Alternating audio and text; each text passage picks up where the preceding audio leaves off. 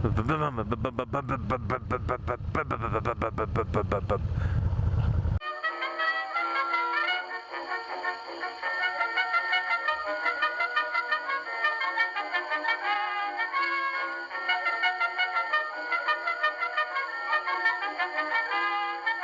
everyone, it's Dick here. In this video I talked to Kyle from Lanes Yamaha in Watkins Glen, New York. I've known Kyle for a few years as the friendly face behind the counter at Lanes. Over the past 2 years we've developed a friendship over our mutual love of bikes and cars, as well as through his helping me deal with recovering my bikes from a fire. While we were over in New York this summer, Kyle made some time to show me around the shop and talk to me about one of his prized bikes, his 1986 Yamaha V Max. Kyle's V Max is a water-cooled 1198cc V4 shaft-driven motorcycle. Back when it was manufactured in 1986, it had 140.04 horsepower. It has 114.74 newton meters of torque at 7,500 RPM. It's a cable-operated throttle, it's a cable-operated clutch, it's got 4 carburetors, and a TCI, transistor-controlled ignition.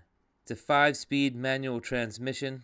On the front it has 144 millimeters of travel in its cartridge suspension. It's got a 29-degree fork angle, which I mentioned because the rake on these 1980s Yamahas were way out in front. It runs twin disc brakes of 298 millimeter discs on an 18-inch front wheel. The rear is a twin-shock suspension swing arm with 100 millimeters of rear wheel travel. It runs on a 150/90 R15 rear tire. That's a lot of rubber. It doesn't have ABS. It doesn't have rider modes. It doesn't have traction control. It doesn't have anything but a monster engine and a mysterious thing called V-Boost.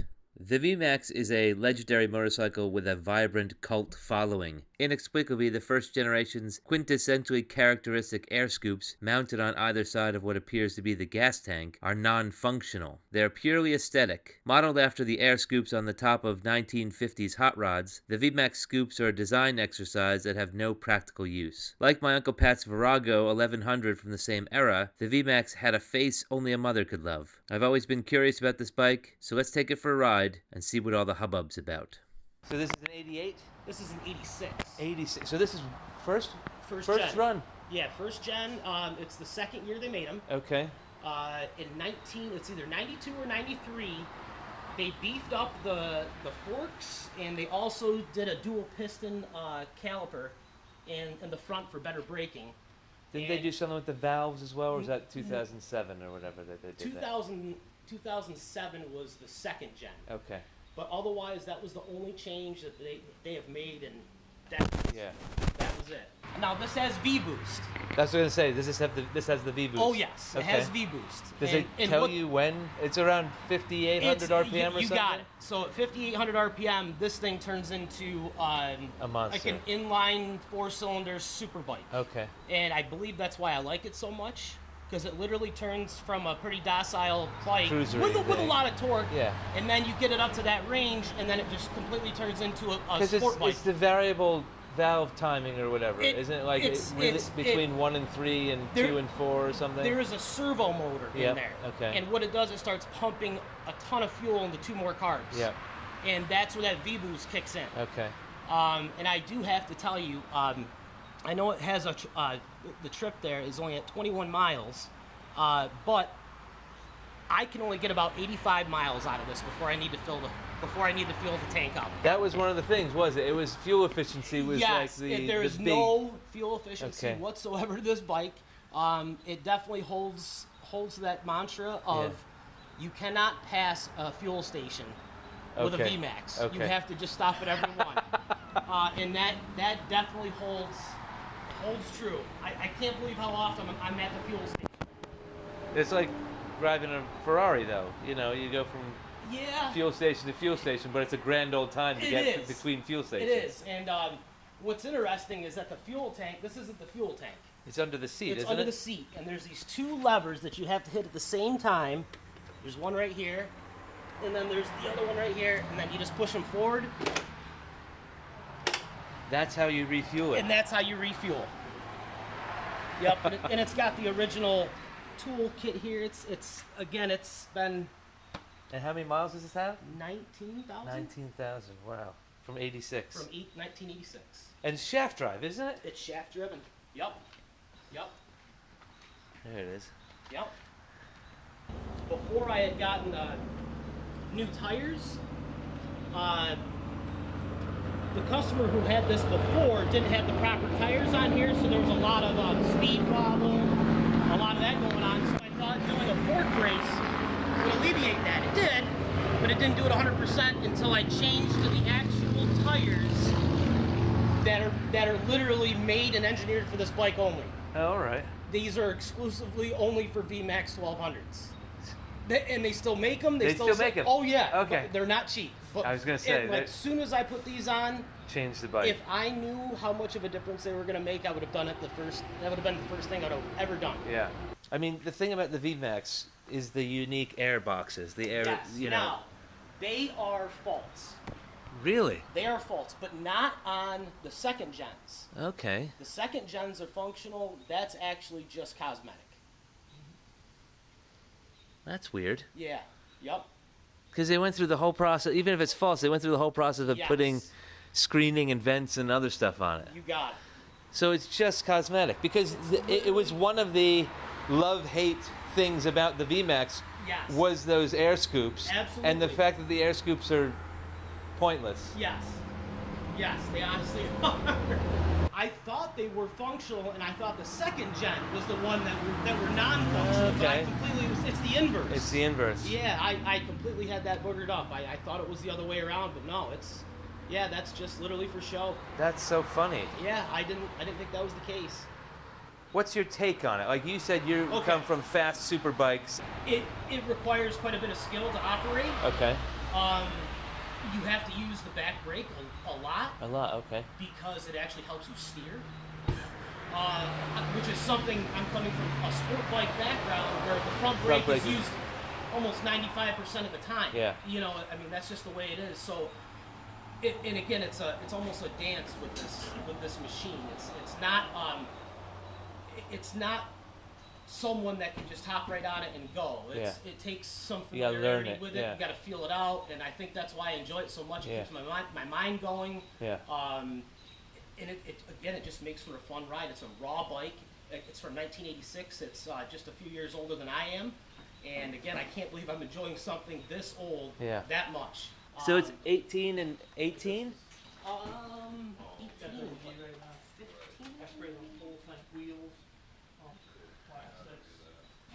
15. 15. Yep. Okay. So 150, 90, 15 for the rear. Which essentially gets you to 18 because of how thick it is. So the rim's 15, but the amount of rubber gets you to like a 17 or 18. And then that's a 110, 90, 18 for the front. And then there's also one thing I forgot too. That change they made in 1992 or 93 year, they changed the wheels. So they don't have this, it's more of a solid mag wheel. Oh, okay. Yeah, it doesn't have this. The kind of angled spokes, yeah. So they did away with that too. I'll tell you one other thing too is that I get respect from Harley owners. Oh, yeah. I couldn't believe it. I went into town, there was about a dozen of them coming the opposing way that I was. We both had to stop. Yeah. And they all gave me a head V Max. They gave me a like, usually you don't get praise. No. At all. That's so. And it was, I couldn't believe it. So it gets a lot of respect when people see these machines. Yeah. Also, when you see them on the road running. Yeah. Is that stock exhaust? Stock, yeah. Look at the chrome on it. That's so cool. Stock. Yep. I mean, people drill them out. These are one of the first things that goes on these because they have such a great sound. They've got that. They sound like a small block V8. Yeah. And it does. It's got that rumble to it. Well, and, it is the motorcycle equivalent of a V8. Yes, yeah, it is. You know, it definitely you get a V4. Yeah. There's very few bikes that are as powerful, as gritty as these. Now we're seeing the V4s in the modern leader bikes. Yeah. You know, you've got Aprilia running a V4. You've got Ducati running a V4. So these V4s are coming. Honda's always had a V4. Yeah. Yep. Honda has. Yep. Yeah. I always try and get as close to a single cylinder as possible. Yeah. Because there's only one carb or one fuel injector or one ECU. I totally agree. Because I was going to say, you have the luxury of working here. Yeah. with expert mechanics. I would not own this because I am not as mechanically inclined. 4 carbs? Yeah. 4 carbs. And if you look at a diagram of the carburetors themselves, it's very, very confusing, but from what I've been told, they're actually pretty easy to work on. Are they? Okay. Yeah, they're not that bad. And I guess since that's not a fuel tank, nope, it's reasonably easy to get to. Yeah, it's there's a key.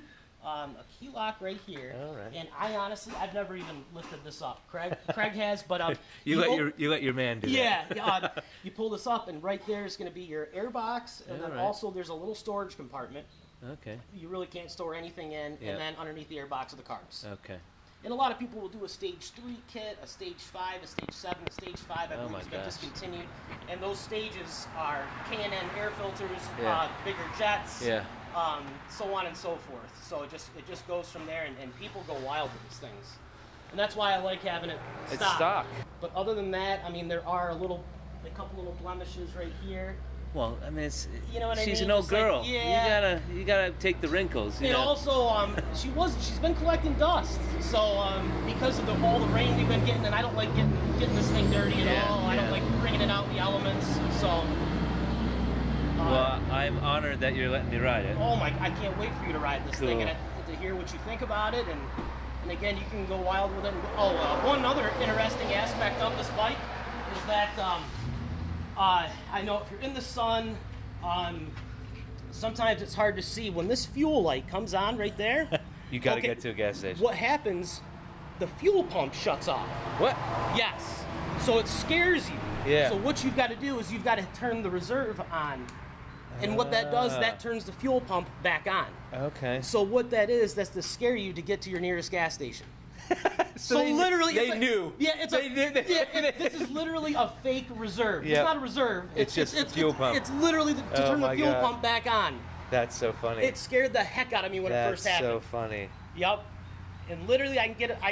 85 miles on there. I've got to find the nearest fuel station. Again, if the bike all of a sudden starts to take a look, make sure that light's on, and then just turn the fuel. Can you do that on the fly, or do you have to stop? No, you don't. You do it right on the fly. Okay. I was literally almost back to my house. Yeah. And all of a sudden the bike just started. I'm like, I'm gonna have to coast it. And so I hit the reserve. Yeah. It kicked back on, did a U-turn right in the road, went right to the fuel station. I mean, it scared the heck out of me, but I didn't realize it actually turned the fuel pump back on. I thought it was a really functional reserve. Awesome. All right, I'm going to get on it. I'm going to go for a ride. Okay. Please do. Let me get my gear on. Choke is right here. You do not have to use that at all. Okay. Down is choke, up is turning the choke off. Okay. And again, you kind of like blip the throttle just a little bit when you start it. See. It's got that. Good. That is a V Max. Awesome.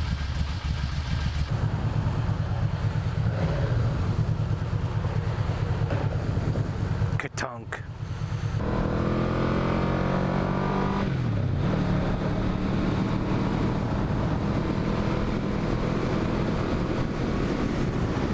Hey everybody, it's Dick here. I am on a 1986 Yamaha V Max 1200. I'm not on a 1986 Yamaha V Max 1200. I'm on Kyle's Yamaha V Max 1200. Kyle is one of the fine gentlemen at Lanes Yamaha in Watkins Glen, New York. And I've known Kyle on and off for a couple of years now, but we've developed a pretty good friendship in the past year or so. He's kind of known me popping in and out of the shop casually whenever I've been in town. He was and is as nice to me as he is to any other customer that pops into Lanes. But I had a fire at the carriage house where I keep my motorcycles this year during the pandemic, and I was in the UK, and he and Trenton, the heir apparent to Lanes Yamaha, went down and pulled my bikes out of the wreckage and have slowly been going through the bikes with the mechanics at Lanes, seeing what's salvageable and what can be resurrected. And so I owe Kyle and Trenton and the people at Lanes a huge debt, but despite the huge debt I owe them, they're generous enough to let me ride their motorcycles. Here I am on Kyle's 1986 Yamaha V Max 1200, and I've never been on a V Max, and I've always had a kind of interest, a curious interest on the V Max, but I've always been dissuaded at getting on a V Max because of how, well, because of the reputation that they have. There's two schools of thought on the V Max. One, that it's ugly and inappropriate and just not a nice looking motorcycle, and it has some haters in terms of handling and fuel efficiency and a couple of lingering latent mechanical issues. But the other school of thought is the cult of V Max, the V Max cult. And if you've been on a V Max, you can kind of overlook a lot of the detractors. It's a brutal bike. I think Kyle said it. I don't know if he said it, but I know it. It's a brutal bike. It's a muscular bike. It's a V4 carbureted, liquid cooled 1200 engine, and it's got 150 odd brake horsepower, shaft driven. It's got, I think Kyle said it was 90 something foot-pounds of torque, but I'm pretty sure it's closer to 120. But still, it's a torque. I mean, it's a V4, so you know, it's two V-twins stacked against each other, and it's as torquey as a V-twin. But it also has this thing called V-boost. Honda and Yamaha have always taken chances on certain bikes and certain technologies, and the V-boost is one of those things where this valve servo motor, that when you reach 5,800 RPM, it opens up the valves. I think it goes 1 and 3 and 2 and 4, so alternating valves open up with this servo motor, and you get this boost, this fuel dump into the combustion chamber, and you just, so here's a little bit. So here we are going 5,000, 5,500. Oh! Oh! I didn't think it was gonna be that. Oh, and you can feel it turn off when you drop below that RPM. Oh my gosh, that is. Now, I'm not one to rev my engines out, so this kind of redlines at 9,500 RPM, so I'm comfortable about 5,000 RPM. But if you push it up to 6,000, you are, holy cow, right there. So 5,000 RPM, 75, I'm already going 75 miles. Oh!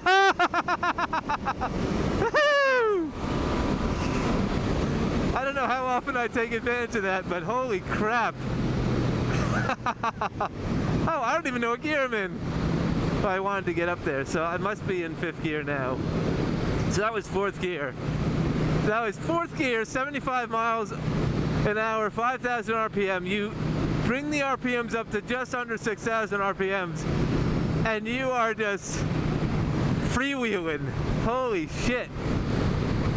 One of the comments about this bike is the handling and the twisties, and that it's not very nimble. These kind of sweeping turns, I'm being very conservative on the sweeping turns because I don't know if it's not nimble, but you definitely feel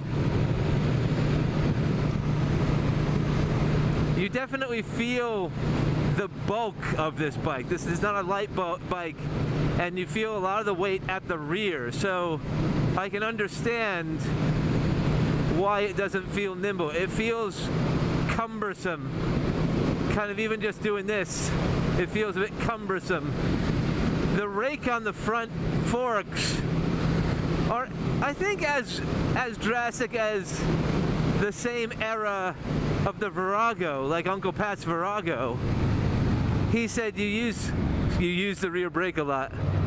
The rear brake is spongy, so if you're using the rear brake a lot, it doesn't kind of clamp on too much, so it's not like you're gonna lock up the rear wheel. But yeah, it's a bit cumbersome going around the curves, but I don't ride fast. So I don't mind. I can slow down. I can roll off that throttle. This throttle, though, is, watch what happens. You can see it. It's just torque. It's just torque. And I do love the kind of drastic, this clamp here, the single dial, these short, very slight bend in the handlebars. It's a very muscular motorcycle. It feels muscular.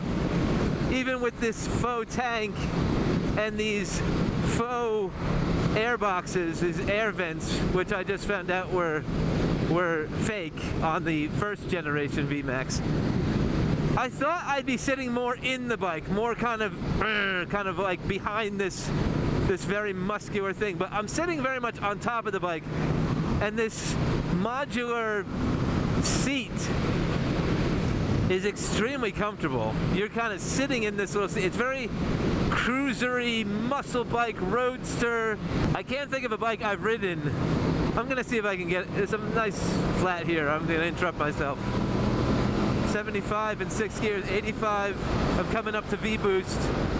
Holy shit, yeah. Holy shit, 9,500. Oh my god. Oh god! Oh god, oh god, oh god, oh god! Oh god, that happened!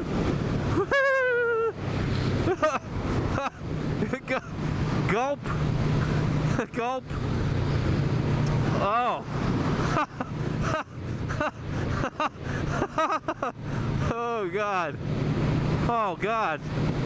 Oh god! Oh god!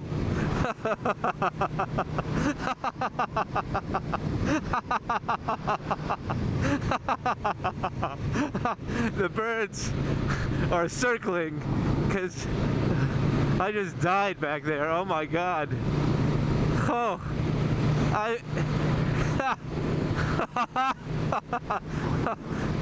sorry, I don't know. I don't know what to say. Yeah. Holy crap. Holy crap.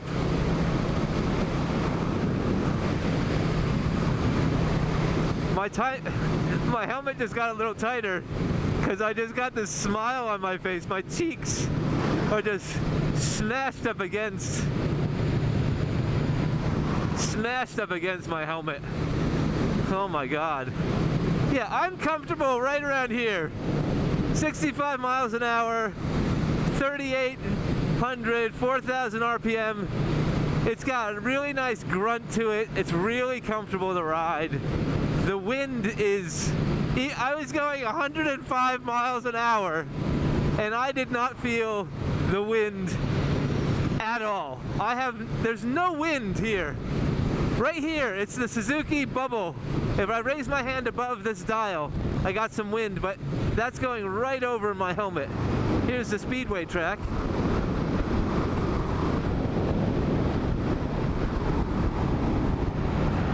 That's the dirt track.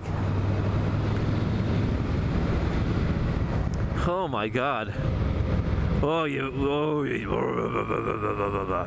did you hear that? Listen. That is, oh, there's some balls on this thing. This thing's got balls. You feel, I felt the power because of the speed and that exhalation of the V-Boost, but I didn't feel the muscle of it until just now.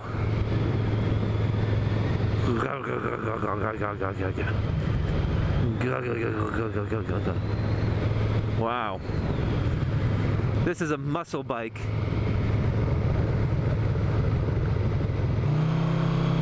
Ooh. Ooh, ooh, ooh. Ooh. I felt like I was gonna burn out there.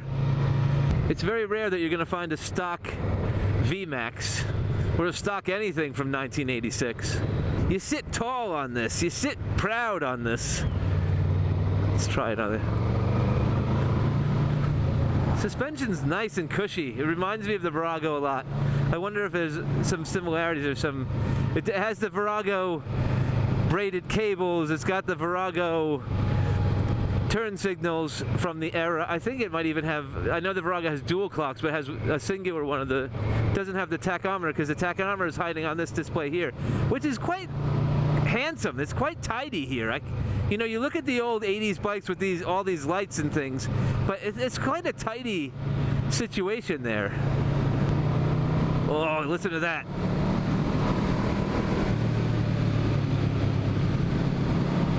Listen to that. V-boost. I don't know what gear I'm in, but I like it.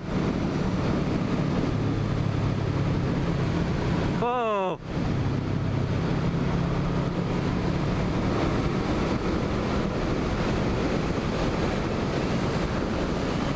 V-boost! Oh my God, that is a really cool feature.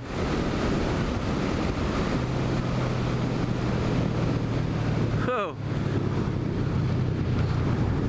Coming out of warp to a 90-degree right-hander. Oh my gosh, my left eye is twitching now. I think I'm having a stroke. Oh my God. Oh, we found some curves. You know, whenever I ride someone else's bike, I ride reasonably cautiously. I do like that on these roads up here in New York, you can see a lot of the exits of the turns, and you can see far ahead on these straights. But I am taking it easy around these curves. One, for the notorious reputation of handling of the V Max, but two, it's not my bike. I'm not gonna crash this bike. And third, there's been a serious amount of deaths on motorcycles this year in this area. In the past month, I think there's been 4 motorcycle deaths. So, you know, car drivers aren't taking heed of the motorcyclists, and I think the motorcyclists are, well, I was going to say they're a bit less cautious after being locked down for so long, but I don't think motorcyclists or anyone in America has been locked down like we have been in the UK and elsewhere in the world, so I can't really blame. Oh, you can hear the servo. There's a bit of almost like a wind-up of a turbo. That was interesting.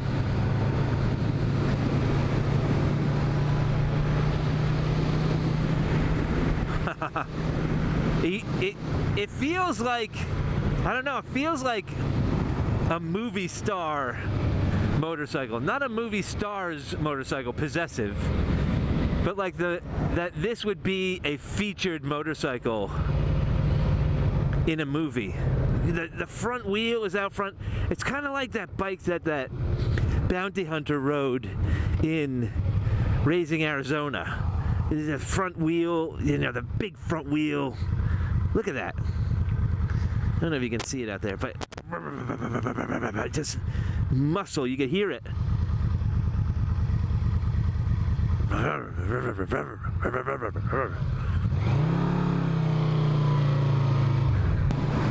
The clutch is a cable clutch. It's a bit heavy, but it's not. I don't feel like I could get tired with it because it's very mechanical and decisive. The clutch, just that beautiful Yamaha clutch. Ka-tunk, ka-tunk, ka-tunk. Just the engine braking on a V4 is just insane. The heat coming off this engine is serious. You don't really think back to liquid-cooled bikes back to the mid-80s. That was kind of a new thing that was coming around, but you can see why this is liquid-cooled, because I don't think the air would cool this monster of an engine. I really like how small that front headlight is. I don't mind how big the lollipop turn signals are and how high they sit. There's something so unapologetically ugly, mean. This is like the bouncer at the bar.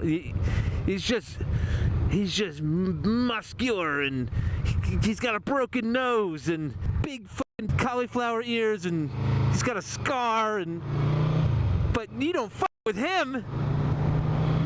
Oh my God. He's so kind of brutal that there's an attractiveness to him. And there's an attractiveness to this brutal bouncer bike. That way? Or that way? That way brings me back to the shop. That way brings me away from the shop. But that way looks nice and twisty.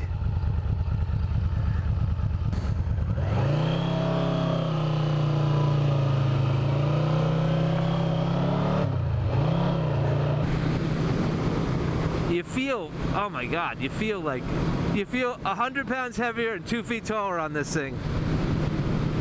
Against better judgment, I'm letting this thing rev out because I want to get up to that V-boost zone. So I'm staying in a lower gear. I'm burning fuel faster, which is not the best thing on a V Max, but I'm revving it out. I'm letting the engine do its thing, trying to find that sweet spot where those servos open up those valves. It's funny that this is an 80s bike because there's something so very 80s about the V-boost. Servos opening up valves to flood the engine with fuel. You kind of feel like that motorcycle vigilante street hawk, where it's like you gotta get up to 5,800 RPM, street hawk, so you can get there in time to save the damsel. You gotta activate those servos. There's something so very 80s about that.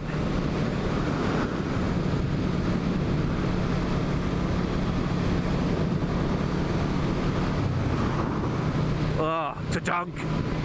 And the torque of the V4 just pulling you out, just pulling you forward. Your arms are kind of, well, my arms are, if I want to, they're straight. They're muscle straight. I have a little bit of a bend. It's very comfortable. I'm at about a 90 degree, maybe a little more than a 90 degree bend in the knees. But he's put these, I don't know what it's about 80s Yamahas, but there's these highway bars out in front. Where now I'm in the shape of a C right now in my body. I feel a little bit of a turbulence in my legs now that my legs are out front. And I'm used to riding a more upright mid-peg position, so I'm not too bothered by it. So I don't think I'd find myself using those unless my legs get really tired, but my knees aren't scrunched. Like I said, I'm sitting very tall in this, almost like the Royal Enfield. I mean, I'm a little more squat than the Royal Enfield, but not far off. So I kind of like this geometry on this bike. It's funny it's a V4 because when I was riding, maybe I'll go back on that road. Yeah. It's funny it's a V4 because when I was riding Ian's VFR, which is also a V4, there is the same kind of cult versus detractor relationship with the VFR as there is with the V Max. I don't know what it is, and maybe it's because of the nature, the brutality of a V4, or because the styling of a V4. You start with the engine on a V4, and you have to really work around that monster of an engine, where some motorcycles are, there's a V-twin going in there, so you could be a bit more funky with the frame, a bit more funky with the fenders and where you put the fuel tank and the airbox and stuff. But with a V4, it's so big. It's such a big power plant that you are required to work around it. You're required to engineer around it. What the hell is this? Oh, that was scary. That was like a busted up railroad track. Interesting to go around. Ooh, what am I doing here? Okay. A little blind turn. Ooh, back over the railroad tracks. And then under the railroad. What the hell? Where am I? In Thomas the Tank Engine Town. Anyway, you're required to engineer around this giant engine. That maybe you come up with some unique solutions that may or may not be aesthetic, or may or may not be required by the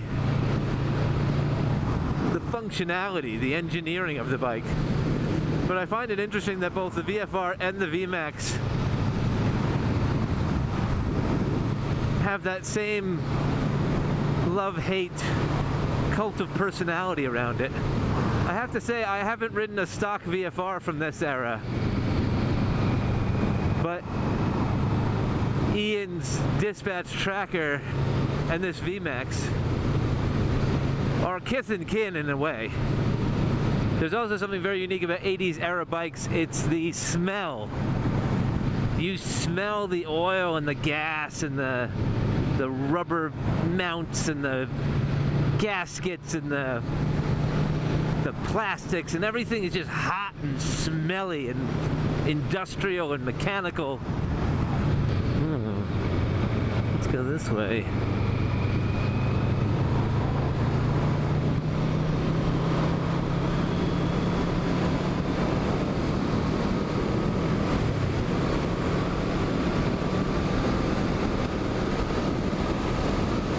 Is everyone watching the tachometer?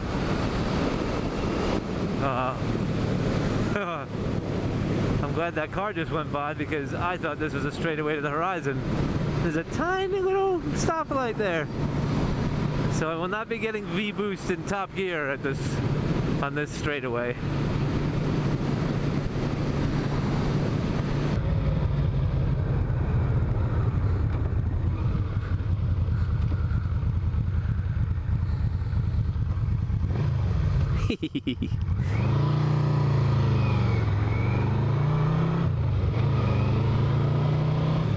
Back across the railroad tracks.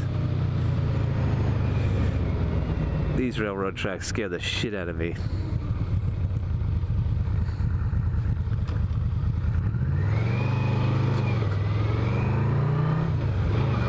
Alright, let's see. Oh yeah! V-boost! Oh man, I would just be doing that all the time if I owned this bike.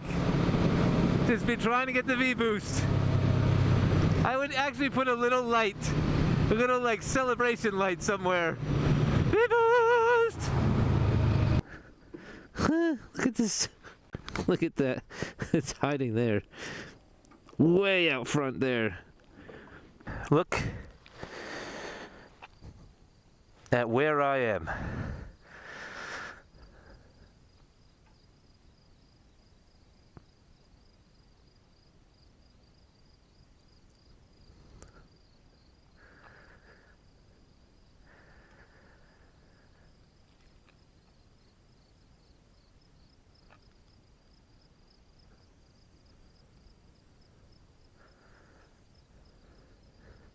There's no place I'd rather be right now than right here on this bike with that red barn and that green field and that reasonably blue sky above me.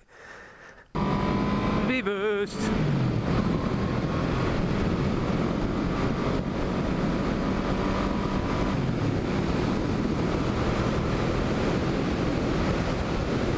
It's definitely cumbersome.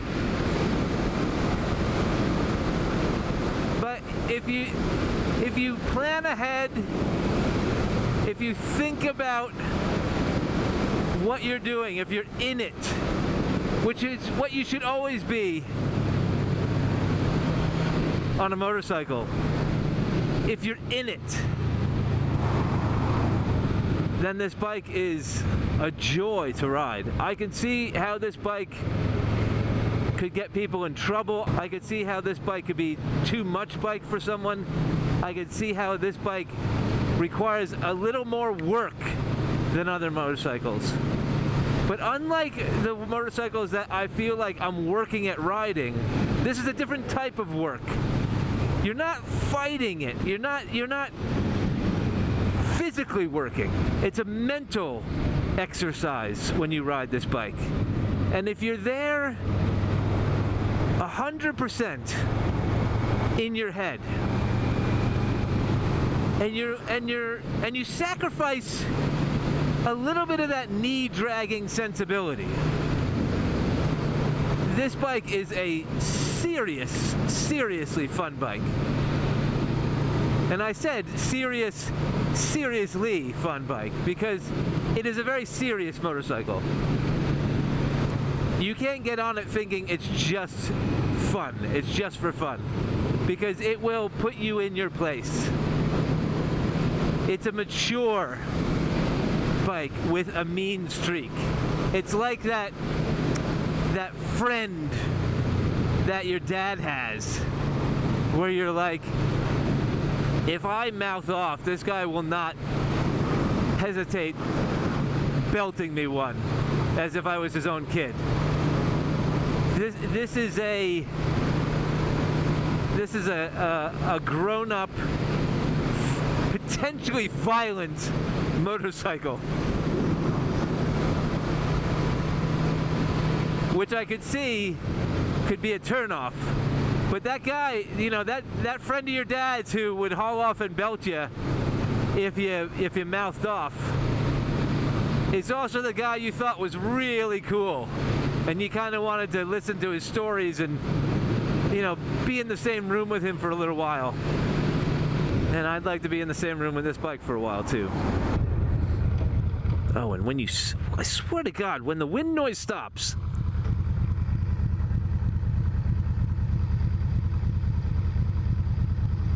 wow. Katonk. Love the transmission and the clutch on this bike. Oh, I'm getting to know it now. And that's what Kyle said. He said, you know, I wouldn't let anyone just get on this bike and go. I wouldn't encourage someone to just get on this bike and go. And I think it comes down to respect. I think this bike commands a certain amount of respect. But when you get to know it, and when you get to understand its capabilities and its limitations, you can really respect it. And if you respect it, it will show you a side that makes you just truly enjoy motorcycling. This is a bike that I now know why it's a legendary bike. I know why there's mythos behind it. I respect this bike. I do. I respect it. And I respect it for a lot of reasons. And it's not just the power. I mean, you can look at the power and be like, yeah, it's powerful. But even in tame Dick Whistle style riding,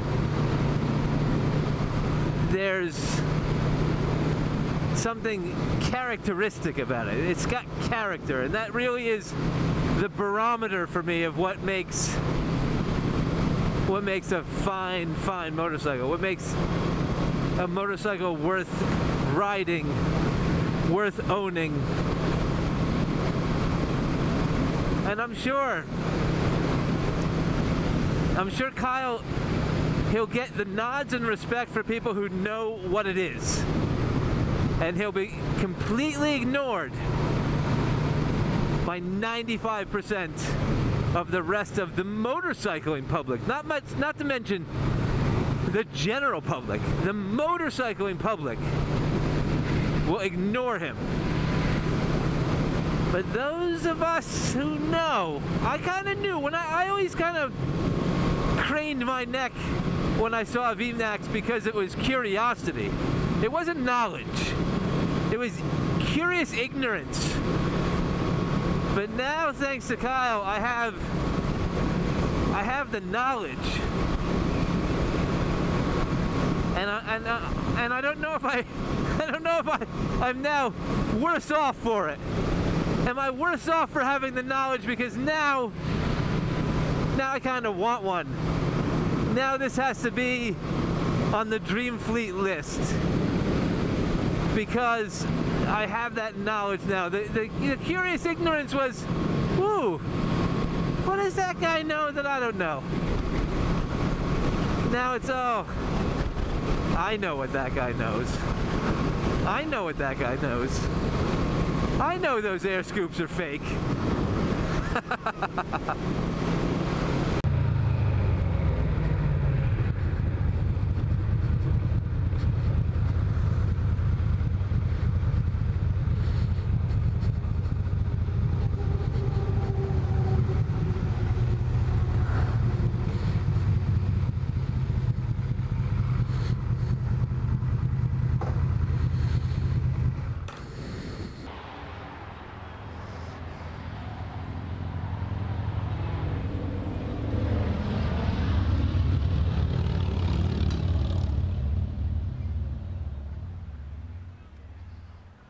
What did you think? It doesn't have much power, does it? Did you actually get into V-boost? See, a lot. Yeah. Yeah, I got into It's V-boost. addicting. It's Oh, yeah. If you like that video and you want to see more like them, hit like, share, and subscribe.